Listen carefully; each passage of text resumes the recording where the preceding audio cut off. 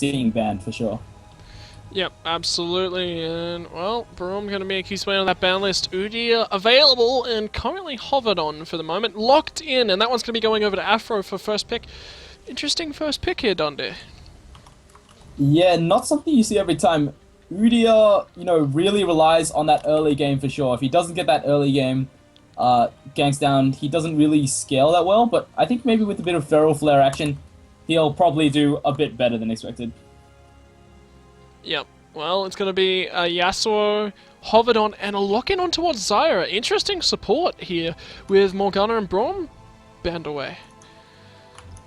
Yeah, so Morgana Braum, very highly contested picks normally. Normally we do see a switch to Thresh if those two are taken, but seeing Zyra is very interesting, very high disengage, great for countering tower dives and whatnot, and I think it works well against this Udyr. I think if Udyr is ganking and you get the bind off, it's going to be very good for sure. Yep, absolutely. They're actually not going to pick up the Yasuo quite as early as expected, but Jarvan the 4th picked up as well, and certainly looking for a Yasuo-based team comp here from MaWongSenpai. Yeah, definitely. Having that Yasuo along with the rest of this team will work out probably pretty well for them. Jarvan knock up, and Jarvan in general has been one of those new jungler contested picks ever since the change to all the powerful junglers, at least, stun being changed up. They've switched back to this Jarvan once again. Yep, absolutely, and going to be a Pantheon lock-in as well. Looking at another support, going to be Leona. We're going to have that Zyra's model growing slightly bigger every time she eats a skill shot from Zumba, so that will be an interaction in the bottom lane. But Pantheon Leona, they're looking to go aggressive here. Yeah, Pantheon for sure, very interesting. So, okay, it seems like we may actually have a Zyra mid pick here. So, since they're hovering on that Thresh, I'm expecting to see that Zyra mid if they do lock this Thresh in. I have actually seen Zyra top, and I've seen a few random Zyra jungles, but I really doubt we're going to see any of that shenanigans. I'm pretty sure it's going to be a Zyra mid. So, what's your thoughts on that, Rankonius? Interesting. Zyra mid does provide a lot of damage, a lot of lane control. Plants early on, it's basically like playing against a Heimerdinger, but you bring CC to the table, so it'll be interesting to see how that one goes down. And of course, she's able to quite mobily set those up at range as well as the important part that Heimerdinger really lacks. So anyway, we'll have to see how that one comes down. But a Vayne lock-in as well. Interesting. Certainly able to cut out Udyr incredibly well. That's certainly where I think the Vayne pick is aimed at.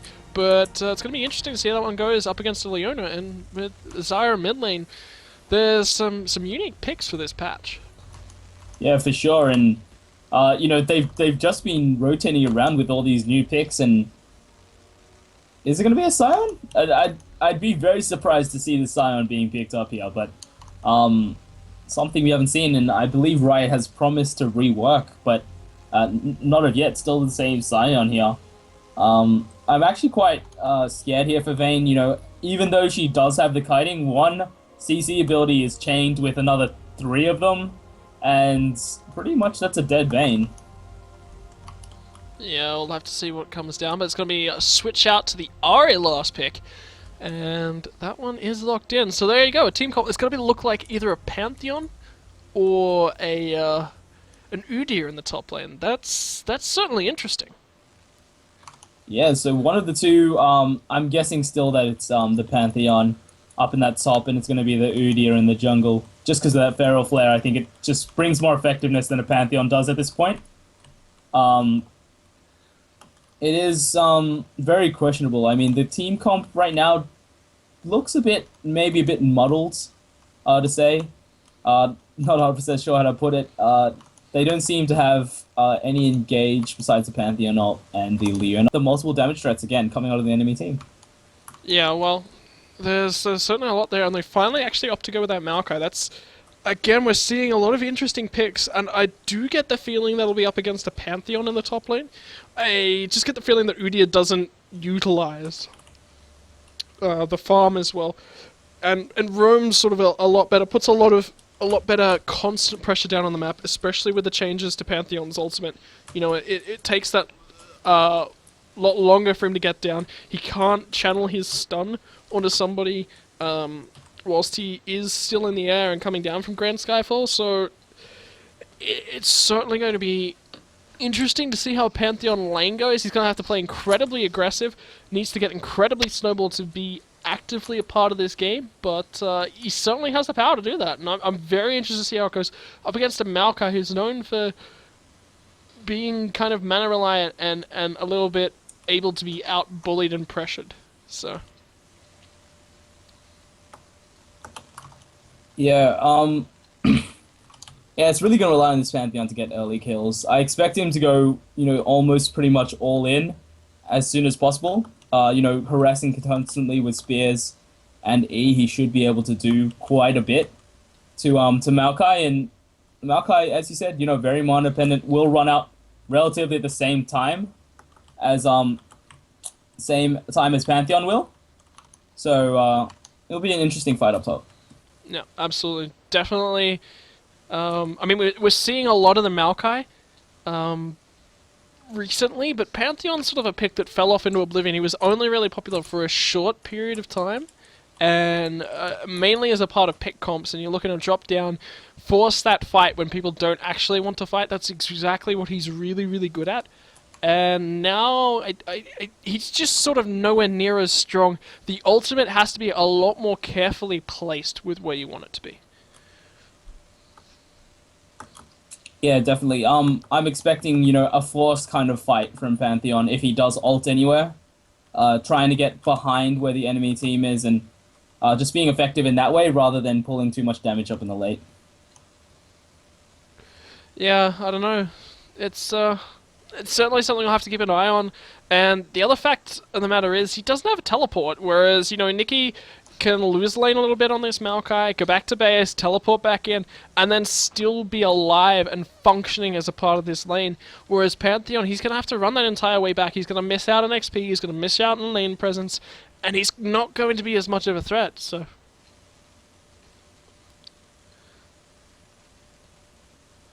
I don't know, it's interesting, and I really prefer the Maokai pick here. I really don't like the Pantheon pick. But, yeah. Yeah, it's a real toss-up at this point. It's it could go pretty much either way. Depending on how the lanes turn out. Going with both late game ADCs, I'm kind of scared here for Vayne just purely because the Tristana has such a long range in the late that one or two shots and the Vayne's gone even before she can get into range. Yeah, absolutely. It's just there's better picks available on the board, and like I don't know, unless he's setting up to maybe peel for a Tristana later on. That's about the only relevance he's going to have. He's going to jump in, he's going to hit the stun, and then he's kind of just useless. He just walks around the fight not doing very much. He doesn't have good sticking power. He doesn't have great kill potential. Unless he's fed. And if he does go tanky, he's just kind of has this targeted stun that's off cooldown. It's a decently long cooldown. It's not something he can cycle through multiple times in a fight.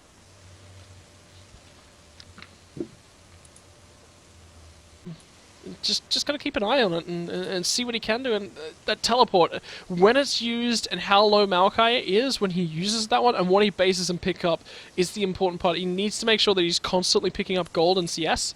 If he's not, then he's going to just fall into oblivion.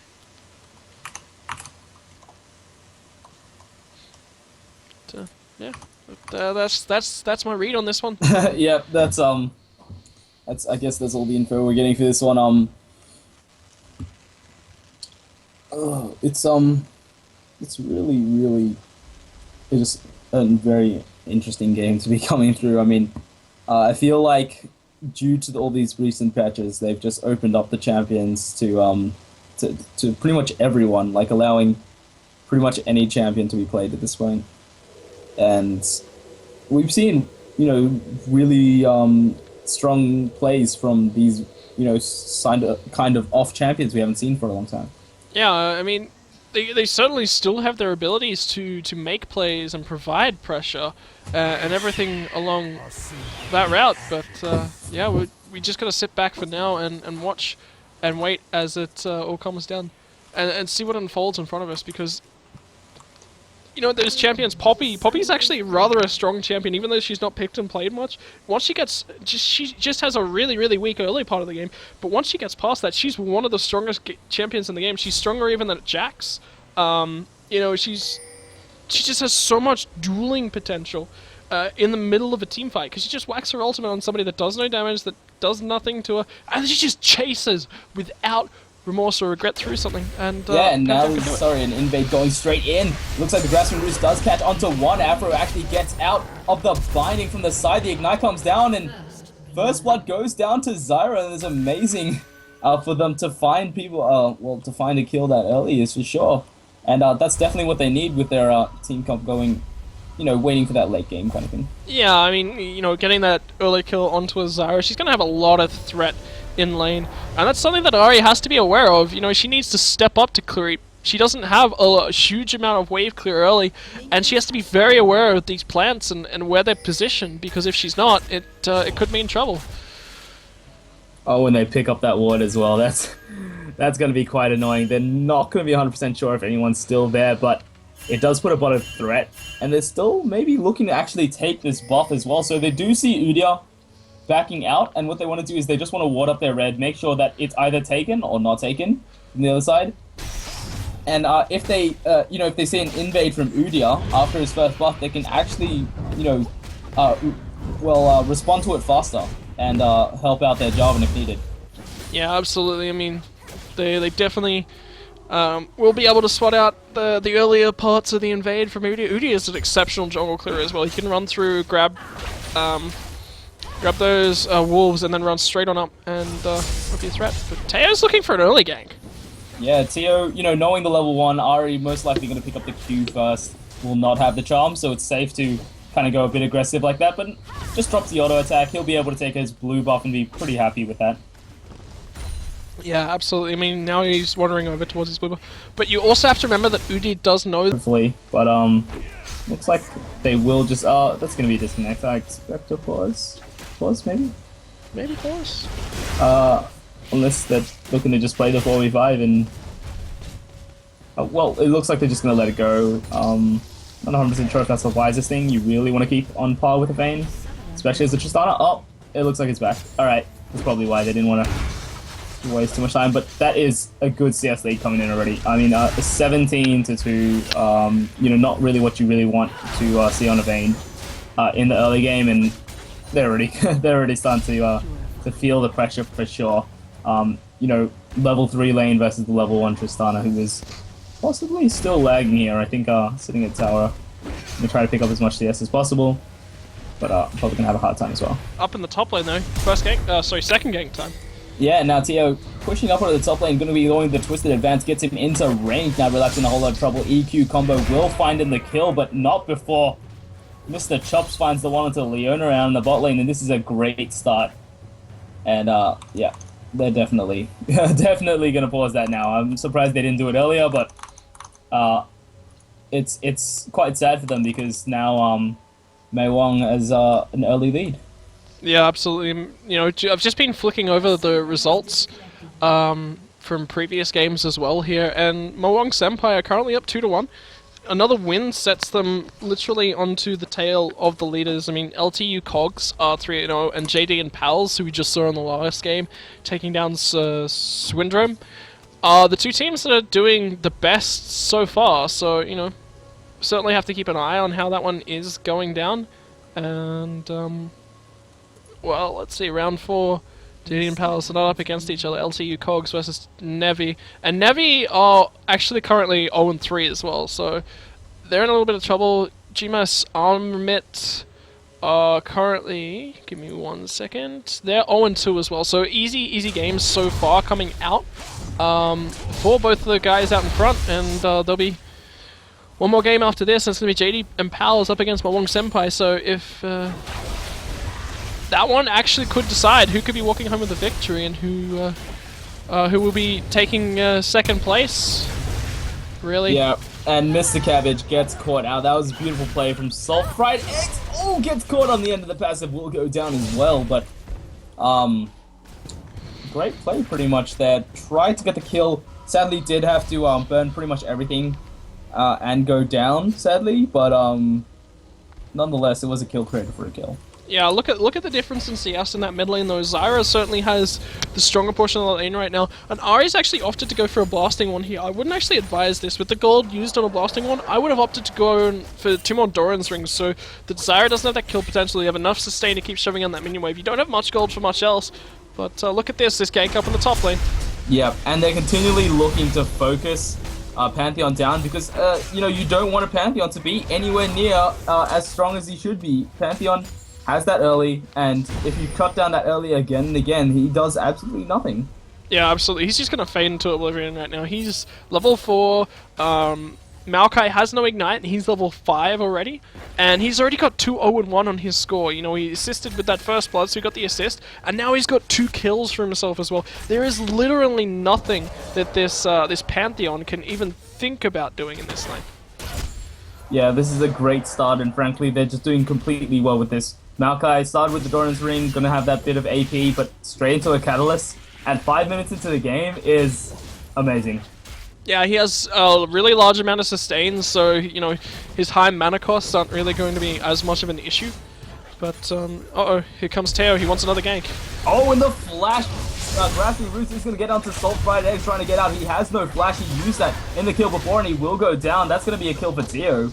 And great flash play there. Coming out from Mr. Cabbage Swag, he knew that the flash was not up for Ari since he did get aggressed on with the flash last time. He got killed and it worked out perfectly for them. And he's able to use that flash to go aggressive himself, and that's always a nice benefit, but the Poro is going to be coming out. Yeah, so pretty much here, you know, we're seeing the game tilt over really heavily already. I mean, a 2.5k lead, actually a 2.9k lead at this point in the game is very good for them. I mean, they've been having, you know, a nice, easy time ganking. Teo just making those ganks again and again, denied the Udyr that early buff. Udyr is not farming up a Feral Flare, so this is just going to get better and better for them. Yeah, I mean, you mentioned it, you know, Feral Flare not being picked up for an Udyr means he's not going to scale infinitely. If you do actually want to go what's referred to as the Madstone build, onto the Udyr, what you do is pick up a second Hunter's Machete and then build it into the stone whilst hanging on to your first Hunter's Machete. You maintain all stacks of the camps you've cleared, then you go actually in towards your Madred's Razors into your Wriggle's Lantern, and you still maintain all the stacks whilst at the same time, you know, keeping everything that you need, because actually I do think he's going to opt to go for that build. He has picked up a dagger, and nothing builds out the Spirit Stone into anything else, but he hasn't maintained the Hunter's Machete. If you do not purchase a second Hunter's Machete before you go into your Madred's Razors / Spirit Stone, whichever one you want to be picking up second, especially if you opt to go for the Spirit Stone, as it's happened in this case, you lose all stacks and you lose all portion of that game until you actually get the Madred's Razors. Yeah, I think that's the major problem here. He's not going to be scaling as crazily into that late, and it's a bit of a problem here for them because they haven't gotten that many ganks from Udyr just yet. I mean, this early game Jarvan has just been making continuous ganks up top, up mid, up top, in mid once again, and if he impacts that bottom, which he doesn't really need to, I mean, it's a 49 CS Vayne to a 16. Tristana, sadly, due to the DCs that's been happening this game, but it's just been such a problem for them. Yeah, I mean, look, being 3k up at this portion of the game, and having something like a Maokai winning against a Pantheon in lane, a Vayne winning lane, and a Zyra winning lane, you're just setting yourself up for so much mid-game. You can dragon fight effectively, and you're never really going to be harassed out of that one. I mean, Pantheon sure is going to be able to jump down there with the man drop, but then you've just got Nikki on this tree who's going to be able to show up, give his team a bunch more stats than they already have, and, you know, they're going to be in trouble. But here he goes aggressive in the top lane once again. Yep, and he really can relapse, no way to sustain, has no catalyst, no potions. Opted to pick up a Ruby Crystal and 2 Longswords, really not working for him that now. What he really needs is maybe a bit of resistance. He's got to start building tanky or something. Because as a damage threat right now, he's not going to be effective. Yeah, absolutely. He's just not going to be a damage threat. He really, in my mind right now, he needs to opt to go for that tanky route. And he's certainly thinking about it, but Udi is looking for a gank up here. So he has sweeped, and there is absolutely no ward there. So this is going to catch Nikki out by surprise. Relapse trying to get in. He's trying to do the sneaky sapling bait here, but it's going to be Relapse walking forward. He baits one out. He knows what's going on. And now Nikki in a whole lot of trouble. That's going to be a gank from Afro. The Ignite gets dropped down nice and early onto Nikki. Most likely going to go down. One more, two more attacks. Hit to the face. Afro finds the kill. Yeah, and they really needed that kill to start getting themselves back in the game, especially for Pantheon. You see him back out immediately. But guess what? Maokai's just got TP. He can just get straight back in that lane, clean up that creep wave, and he's not really influenced by this one. We do see the box in the bottom lane, but not a successful game. But look at this, Zyra, between Zyra and Jarvan, they can just duo up the dragon. Like, they have so much control around the map, they have so much pressure, and everything is just in the favor of MaWongSenpai, and just watch them snowball this game away to victory. Yeah, they are really pulling this through slowly, just doing such a great job so far, pushing their lead again and again, despite that Maokai death up top, which was quite unfortunate without the wards there, but Nikki learned his lesson. He's got 2 wards in his pocket and he will be able to place one down. Yeah, well, we'll just have to keep watch of everything that's going down. I mean, down here in the bottom lane right now, you see them. They're a little bit worried about a gank from the side of MaWongSenpai because there is that level 6 threat from a Leona Tristana lane, especially comboed in with an Udyr. When he comes around, they find a lot of stuns, and then Pantheon drops in as well, so they need to keep sight on Pantheon on the top half of the map. And this is also why a Pantheon top lane doesn't work. He can't gank both sides of the mid lane. His ganks are most potent when they're sent towards the bottom lane. They can do a lot more down there than they can ever do towards the top portion of the map. They're a lot more, you know, kill potential. In the mid lane, Salted Fried Eggs doing the damage once again, gets the solo kill onto Zyra, flashes out, not really required. He did actually dodge that passive already, but a great solo kill there, and frankly, they're doing really well, and a great solo flare onto Mr. Chops. He's put the ulti down, but the exhaust doing its work, actually negating a lot of damage in there, but Mr. Chops actually may run out of that before anything can happen, and Zuma may have been able to actually capitalize on this. The fact that...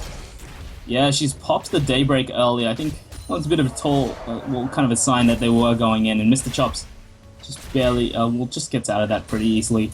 No really contention there, and they are just trying to save all their lanes right now. Maokai and Jarvan are going in the duo into the jungle, and frankly, they know they're a lot stronger right now, so they are going to be able to do this quite safely.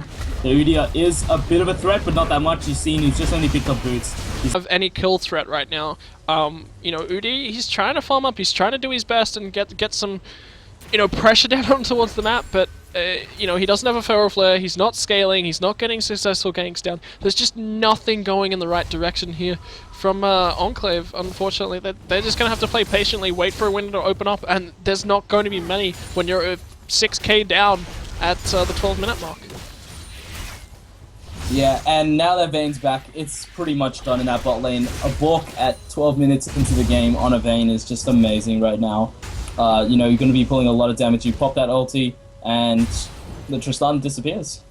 Yeah, absolutely. I mean, you know, Tristana disappearing to a Vayne, that's not something that you get to say every day. And, well, actually, there could be another gank here in the mid lane. Yeah, Salted Fried Eggs always gets caught up in those grasping roots, but he has been able to turn it around in some situations. I mean, he's been very on point with his charms. The problem is he's not feeling it most of the time because they're getting pressured so hard. I mean, the Jarvan could be anywhere, and again, he's stealing away this red buff. He's putting the pressure on once again and just completely dominating the enemy jungler. Yep, absolutely. And check this out from Nikki up towards the top side of the map as well. He's pressuring the enemy blue buff by himself. Yeah, and he's looking to try to steal something here. Oh, throws the sapling just a second too late. Does put some damage onto Afro, but he's not going to really care too much about it. And now Thresh is just zoning them completely off this buff right now. They know they have Tio up in the back line, so they will actually be able to do something here if they really want to. Possibly go for a dive, but the minion wave is going down now. Zombot playing it really safe, not really going too far out, but it looks like maybe they will go out a bit more. Relapse is actually sitting in this mid lane right now, leaving Maokai up to top to farm. Since he knows that's frozen and he won't be able to fight him 1v1, it's probably the wisest choice. Yeah, and a Rod of Ages already completed onto that Maokai. He's going to be scaling so hard into this game. And offering free stats to his team whilst he's tanky himself and does decent amount of damage is always something you're looking for. Yeah, now the Zyra ultimate used once again. Salt Fried Eggs dodges out of it. Oh, a good spear comes out, but walks back in. Maybe a bit of an accident there, but looks like it is going to be a trade kill. One back Afro now caught in the jungle as well, and a double kill coming in for Tio. And they are going to turn that around 2-for-1 around the map. Well, actually, relatively in the same area, just from different champions around the map. And really, this is just looking so dire right now. You know, teleport Maokai takes the advantage up in the top lane, and they need to make their effectiveness early up there, and didn't really find that at all. Yeah, absolutely. Look at Relapse now. He's trying to duel back, and this is with blue buff. Yeah, and he's trying to pull damage, drops the Ignite nice and early, but Nikki does not really care. He has the health to sustain through that fight, so he doesn't really have to worry. Takes the Ignite and walks away. Yeah, and he's really, really tanky. Puts out some decent poke damage with that sapling toss as well. And Twisted Advance, it's a click and point initiate and sets up so well for Teo's job on the fourth. He can then flag and drag so easily, and they can look for a Cataclysm and set up team fights so strong. There's so much setup and an easy team fight win potential there, and the setups to come out from their opponents in Enclave is just so much harder, so much more skill shot reliant with no point and click initiate really. Yeah, and really, you know, Thresh just zoning out completely. All they're doing is they're letting the Vayne farm up into that late. They don't really have to fight unnecessarily under tower or anything. They've already done. Just gotta keep an eye on it and see what he can do. And that teleport, when it's used and how low Maokai is when he uses that one and what he bases and pick up is the important part. He needs to make sure that he's constantly picking up gold and CS. If he's not, then he's gonna just fall into oblivion.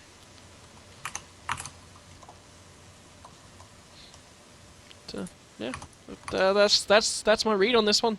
Yeah, that's I guess that's all the info we're getting for this one.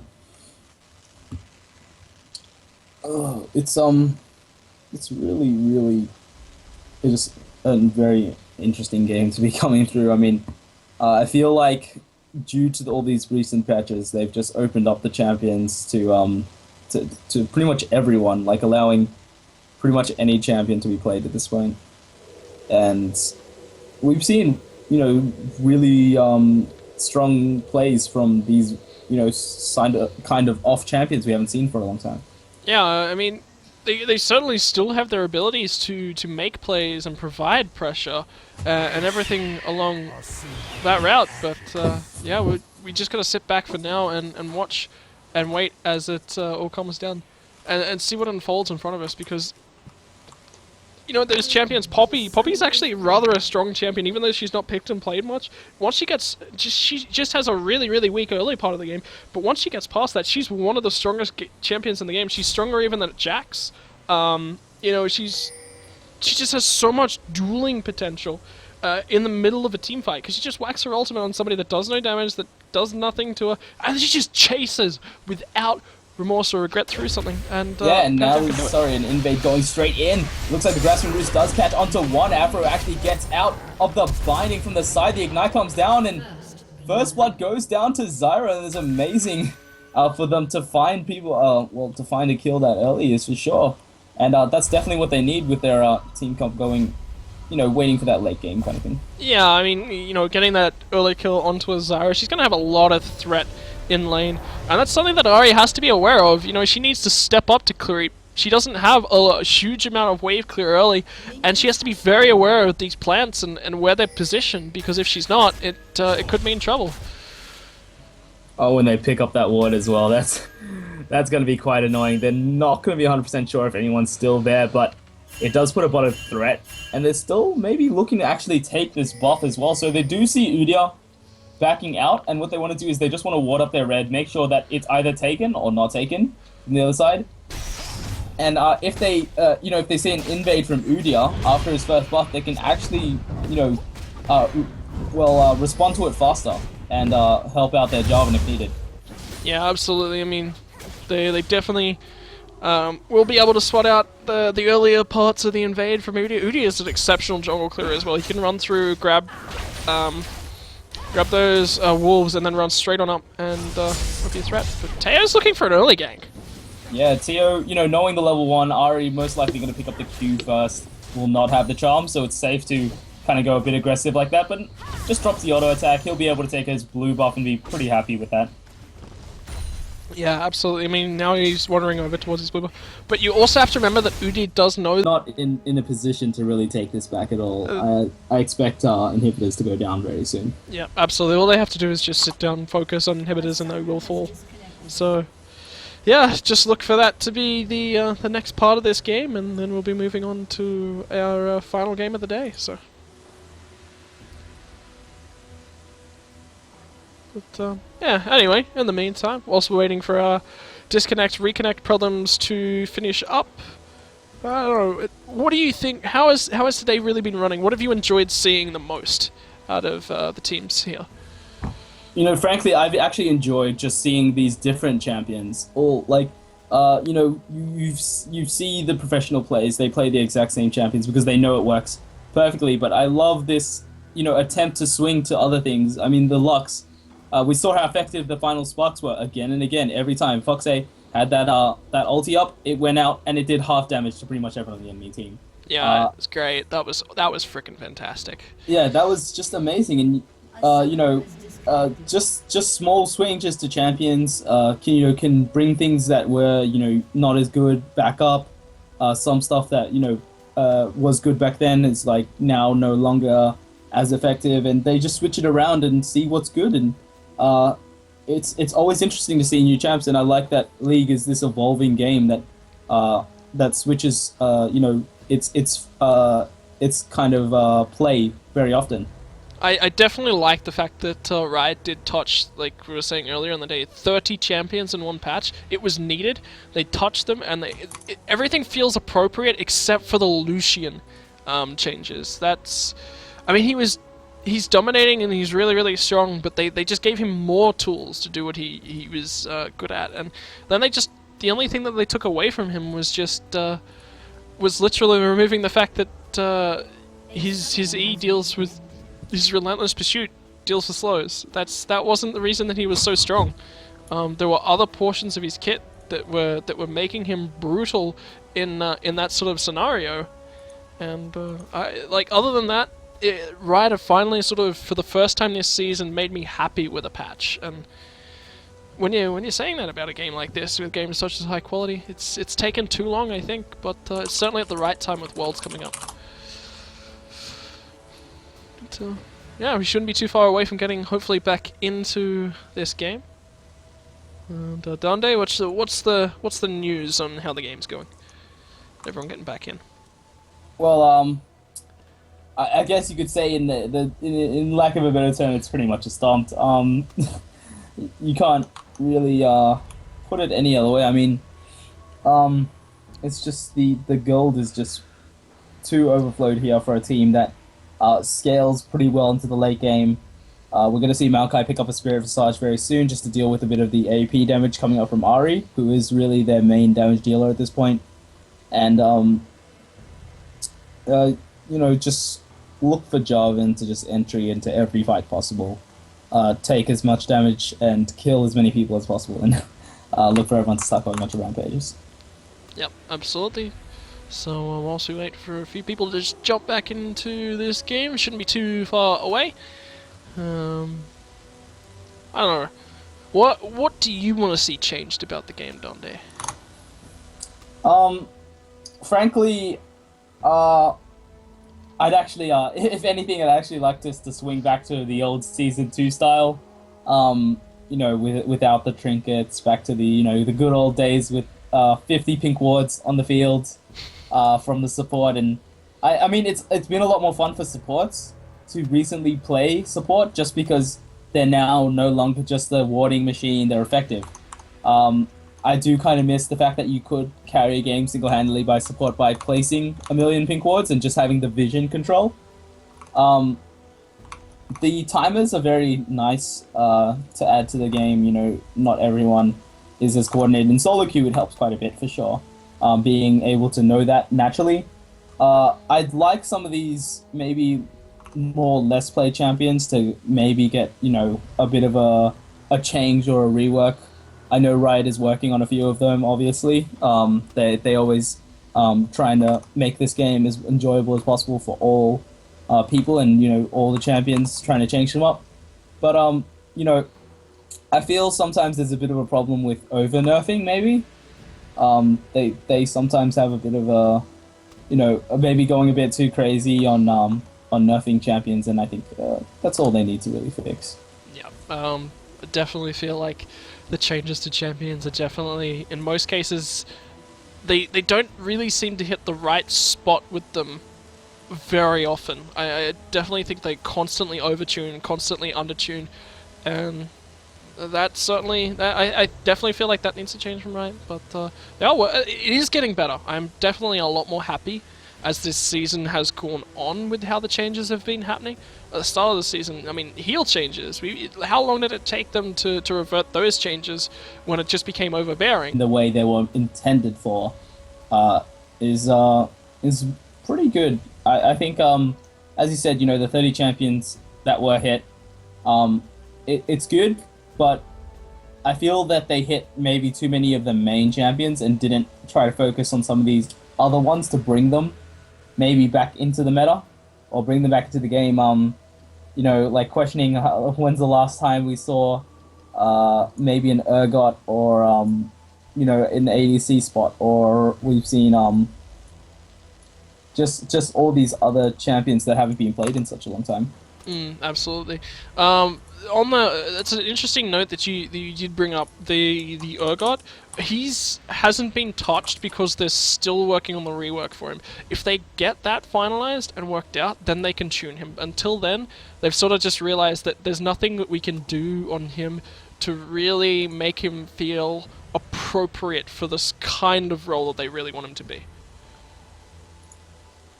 But, yeah, as soon as they get him worked out for his rework, then they'll start tuning with numbers and they'll start fixing things up, and we should start seeing a bunch more of him. They definitely want Urgot back in the meta, that is for sure. Yeah, for sure, and I can't wait. And I think, are we back in? Yes, I think we're back in. Yeah, we are. To the game, finally, and the red buff's going to be stolen away. Almost getting that in the tip with the sword, but now Hairy Nipples walks into the brush trying to get some damage. Relapse could actually get onto this, but it looks like they have no vision right now. But Chops has nowhere to go. He's trying to get out. The Ignite's being dropped, and he's trying to get the damage. I'm sorry, the heal from the Bork, and the Soul Flare comes down. One more hit will be enough. Salted Fried Egg finds onto him, and now Hairy Nipples gets caught out, but it's not going to matter. There's not too much follow-up here from the rest of the enemy team, and they may have just been caught with their pants down there. I think maybe it was the pause timer. And Mr. Cabbage Swag, what are you doing? You're going to take actually 2 kills for the price of 1, and may have been a bit questionable, but he does get the kill in the end. Maybe he'll steal that Wraith away if he does do that. And it's going to be quite annoying there for Afro. Yeah, but there's nothing really he can do about that one right now. 12k the differences between the teams at 19 minutes. Actually going to be an initiate from Hairy Nipples. Yeah, frankly, they're showing no fear right now. MaWong knows they have this game in the bag. They're just playing around right now. Just drop that ultimate. There you go. Nicky picks up another one for himself, and now could just be looking to dive onto Afro. That Cataclysm is just about almost up, and he's probably just going to EQ straight into the combo. There we go. Straight onto the tower. The combo comes down. Relapse taking down. Probably going to be taken down right now, and the flash out just to make sure he lives that one. And Theo just pulling. Oh, and a great hook actually onto Salted Fried Egg. Gets a double there with the Orb of Deception, trying to get out now. But Theo now in a 1v1. One more auto attack. Oh, he gets taken down for the triple. And we might be eating our words in just a few seconds if those plays keep on getting made. 12k is still the goal difference, so I'm not sure. But I get the feeling that MaWongSenpai is just enjoying the game right now, which is, that's they should be doing. They're having a little bit of fun. Their opponents are getting some kills as well, so it's just a bit of fun all around. But yeah, Jarvan kind of just jumped into turret range there, and that did unfortunately lead to his untimely death. So that's the only reason he went down on that play. Yeah, so we're gonna have Jarvan picking up an IE very soon, which you don't hear every day. But Nonetheless, everything goes in this game. We have a already completed Sunfire Cape onto the Thresh. At 20 minutes of the game, that's always great for supports. Yeah, he's now a carry, Sunfire Cape. He's going to be doing so much damage because the other team hasn't scaled up to the point where they have a bunch of magic resist yet, so it looks like he'll be doing a bunch of damage. Yeah, pretty much. We're going to be seeing that. There we go. Hairy Nipples gets caught on the side. And looking to maybe initiate on him. Yes, they will be the choice here. Tio says, you're the chosen one and you will go down. Nikki picks up one. And now moving forward, they should be able to start putting pressure somewhere. But it looks like the Dragon is something they want as well, just to make sure that they are. Well, they do have money in the bank just in case they do fall down once again. But this game just slowly going over. They're playing it slow. They're not going anything too crazy again. I think the top tower most likely will go down here to Afro. Going to be able to pick that one up. Teleport is up, but probably not something they give, they care too much about. They are just going to trade back with this second inner turret. Yeah, there's not a huge deal that they can really do to stop the teleport. Whoa, here we go. That was a lot of damage, frankly. Mr. Cabbage Swag drops the ultimate as well and was not prepared for that, but that's another kill. And top tower is actually going to be traded back here, and Mr. Chop's going to be the one to defend, and Maokai comes in, and that's going to be Afro getting caught up in the Twisted Advance, now trying to pull the damage back in the mid lane. We're going to have a fight 2v1. Leona trying to save as much wealth, but Mr. Cabbage Swab just makes it through there, and they try to catch him to relapse, but he does get away. So they are going to get a mid tower, it looks like, in the end of this one. And Jarvan, meanwhile, did actually push down 2 bottom lane turrets. Well, 1, and hopefully going to get the second one as well. Does drop down the flag for the extra speed, but the GG is getting called out. This is pretty much the end of the game. Yep, absolutely. I do expect to see a surrender in just a few seconds. Not quite Yeah, done. they're going to let Salted Fried Eggs have a bit of fun. He gets taken down. The damage is just too much for Tio right now. Probably going to back off after this and just pick up a full Infinity Edge. Yeah, he does definitely have the money for it. And he's just going in the 2v1. He does... Oh, actually, no, it's a 2v2. Got the Maokai with him. Nikki helps pick up one for Tio. Looking for the second one. Double kill on the side of him. He's definitely going to be walking home happy tonight. I might be expecting a Jarvan ban next game for these guys. Because he certainly felt strong on that Jarvan. Oh, we're not quite done yet. Frankly, what I love they did, they actually baited out the 2 early kills. I mean, you don't expect it, but you expect after, a kill and Maokai is low and Jarvan is also kind of low, that they both back off and Jarvan goes back into the jungle and